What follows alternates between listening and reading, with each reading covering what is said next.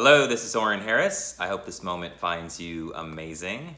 So on this video, I want to talk with you about a fundamental shift that is taking place on this planet that is affecting all of us, an evolutionary shift, and how to understand the shift that is taking place and how to function at a very high level and thrive in the world that we are living in.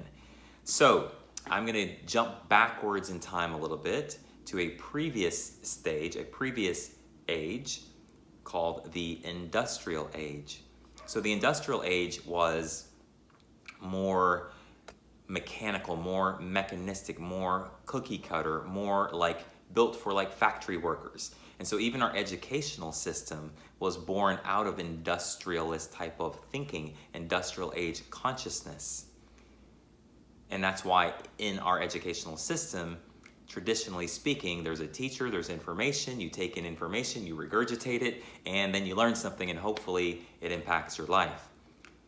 But that one size fits all type of mentality, that cookie cutter system really is built to create people to work in factories. But obviously those times are long gone, and so then we evolve, which much of our society has evolved, and there's still remnants of the industrial age still embedded in our culture, in our society. But we evolve into the information age, and the information age is all about knowledge. It's about distribution of knowledge. Technology makes it much more efficient and knowledge much more accessible to us, right? And so in order to survive and to be able to thrive in our life, in our business, in our health, then we are able to move forward in our evolution because we have access to information at our fingertips. Google, and even now Siri. Eventually, the computers will be reading our minds or something, right? And so that's the information age. But see, what happens is, before I get into what the next age is, if you want to guess, like where are we evolving to, what happens is that evolution, that evolutionary impulse comes to us from the invisible realm into the visible realm. And so long before, that impulse comes long before it reaches the masses.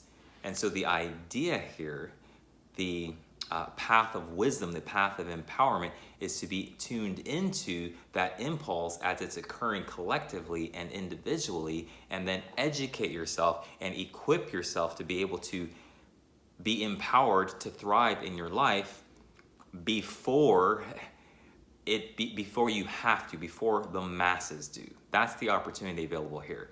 So what's the next age, and why is it so important? And how do you navigate that? What type of knowledge, what type of education, what type of skills do you need to survive in the next stage of our evolution? Well, I'm calling it the age of intuition. Or you could say the age of inspiration. That word inspiration is in spirit, right? And if you see this evolution from industrial age to age of information to age of intuition, you'll see that it mimics body, mind, and spirit, right? The industrial age is more physical. It's more about the things we can see physical. It's like this equals this, right? That's very physical in that sense. Now, it's the frontier of the mind and of the intellect, and providing more and more knowledge.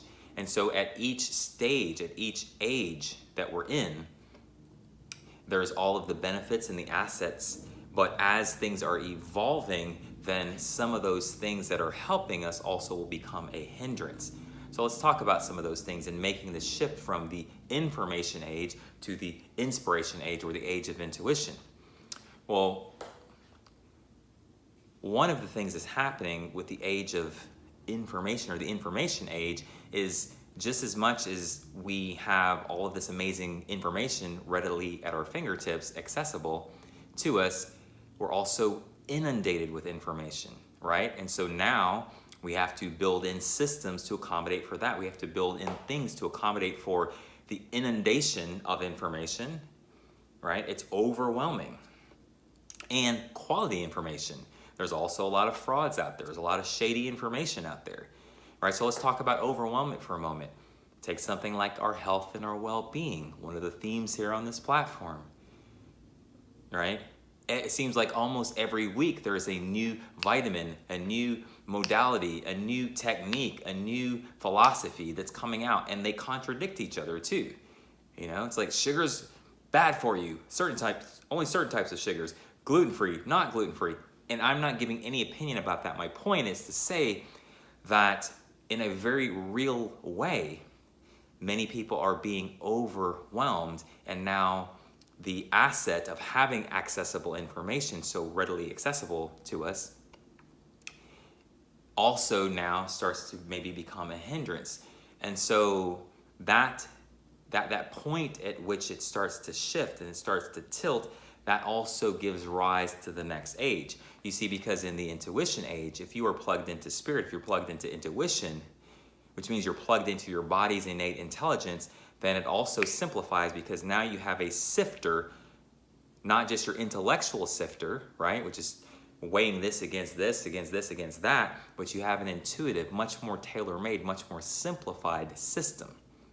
But that requires you to be connected to your body's intelligence, connected to your intuition, right? So the other thing that's happening in the age of information is things are moving so fast. Have you noticed there's kind of an undercurrent of unease or anxiousness or freneticness in our world? Right? So being in that type of energetic space and then that type of physical space with all of this information, it's becoming increasingly important that you're able to shift your operating system and to operate intuitively.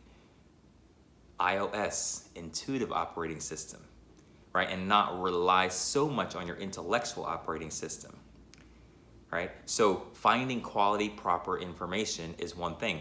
Also, the speed of change. When things are changing faster than ever before at unprecedented rates, guess what happens? It throws us more into our heads, or if we're only operating on what we know, this knowledge and the wisdom of our experiences, and things are changing faster, things are breaking down faster than we can put them up back together. If you're over-reliant on your intellectual operating system and your knowledge, you're gonna be highly stressed out, and you might even have breakdowns at some point, because the mind and the intellect cannot keep up. And so when a lot of change is happening, it throws us into the unknown. And see, the intellect, our identity, our ego self, and I don't mean that in a negative way, our ego self gets insecure, gets uncomfortable, gets afraid in the unknown, and it tries to grasp, it tries to control, which then creates more stress and ultimately is not that effective. So this is another reason why this is key, that we're able to operate intuitively. Because when you're operating intuitively, when you're connected to spirit, when you're operating as a more fully integrated human being, body, mind, and spirit, instead of compartmentalizing these aspects of our being, then in a fast-changing, fast-paced environment that is the actual world that we live in, you'll be able to make decisions, you'll be able to correct course, you'll be able to know the right thing to do in a more simple way, because your intuition, your internal guidance system is like, yes, no. It really is that simple. And so you're more flexible, you're more malleable, whereas our intellect tends to be, especially when we identify and we hold on to our intellect, it tends to be more rigid. But we need a more flexible, more fluid operating system to operate in the times that we live in today. The other thing about the information age and overbuilding, over-relying on our mind is that it's cutting us off from our feeling, right? Which is what connects us to our intuition. And this is where overthinking, overanalyzing. And so if we're already prone to overthinking and overanalyzing, and then we're amplifying fear by being in the unknown, what's happening with the world, what's going on in my life, right? Then if we stay in our heads, then we're going to magnify the stress in our body, magnify the stress in our mind, and in our emotional body. But if we have the ability to drop in from our head to our heart, to drop from thinking into feeling, and drop into our intuitive operating system, and to feeling our way through life, not instead of thinking our way through life, but more as a baseline. It's like we're changing the command, right? Instead of the mind and the intellect being the primary command center, the captain of the ship, and then our intuition being this thing that we rely on sporadically, we're shifting the allegiance, we're shifting the operating system to where intuition, your inner guidance, your spirit is the captain of the ship, and then your mind is the servant. Your mind is this phenomenal tool, and your body is what takes the action. But the mind and the body now can carry forth the instructions, the direction of the spirit, of the heart, of the intuition. These are all matters of the spirit, right? Which is a much bigger aspect of our experience, right? And so in this shift, we are learning to feel more and feel more connected, not to mention that brings a deeper quality of connection to life, because the other downside of high tech, high information, right? Because it can be beneficial or it could work against us. The other downside of it is everyone's so preoccupied. We're moving so fast. We're so glued to our phones that deep down we're striving, we're yearning for simple things like connection, intimacy, presence, and actually feeling our lives. Because that's the quality of our lives. That's the fulfillment. That's where fulfillment actually happens. So all of these things lend themselves to this next wave, now wave, that I'm calling the age of intuition.